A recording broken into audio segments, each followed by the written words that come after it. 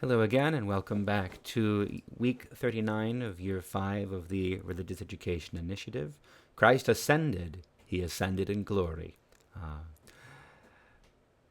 Last week, this is day 3, I should say, we're continuing through the book of Acts. So last week, we saw St. Paul reach his final stops on his journey to Jerusalem, and at each of those stops he was warned by multiple people, saying that the Holy Spirit had revealed to them that if he continued to Jerusalem, he would be imprisoned, he would suffer, and he would be handed over to the Gentiles.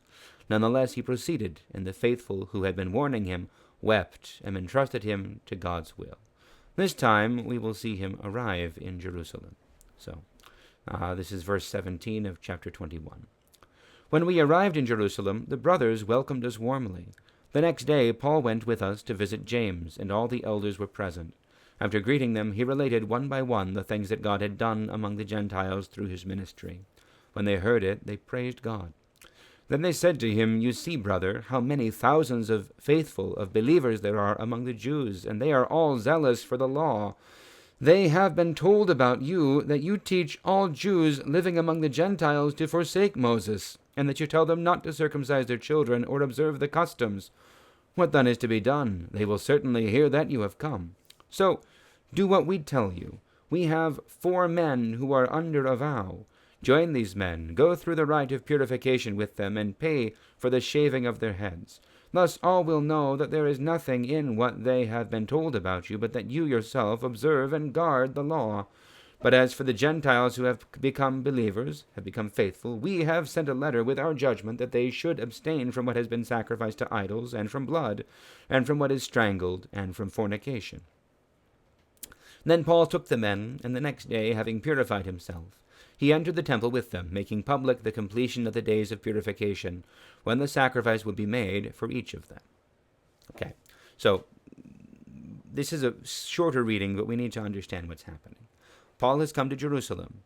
He's come to observe the feast. I think it's Pentecost. And as he goes in and speaks with the leaders of the church in Jerusalem, Jewish Christians, led by James, the brother of God, which is to say the son of Joseph the betrothed, so called the brother of God because he grew up, the Lord grew up in the household with James, right?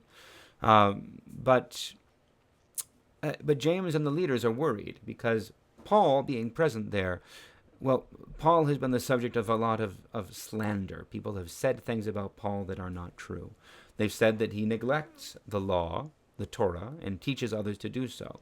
Specifically, we need to pay attention. They say that he teaches the Jews who live among the Gentiles to stop following the Torah and not to circumcise their children. Now, we know that this isn't true about St. Paul because we saw that when he found Timothy, who had not been circumcised but who was a son of a Gentile father and a Jewish mother, he had him circumcised. He's that particular that even Timothy could be kind of, you could argue about whether Timothy needed to follow the law, but Paul has him circumcised, right? So this is not true, what they say about Paul, but the perception of it, that it is a reality that people believe it's true, and the leadership of the church, James and the others, they are trying to correct this lie and to show that it's untrue.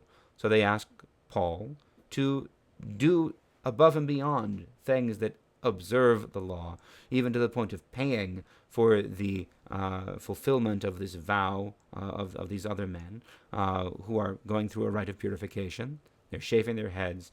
They're going and making and entering the temple, and the sacrifice will be made to complete their purification. It's not going to work, but the idea is right. The idea is to bring peace to the church and to the community. But we will see through the failure of this good plan, God will bring about still more. He will bring Paul even to Rome, where he will preach, and then as we understand, even to regions beyond, before he's finally brought back to Rome and martyred. But this is what's happening. So that's it. God bless you all. Christos anelifthi en doxi. Have a blessed and beautiful day. We'll see you next week.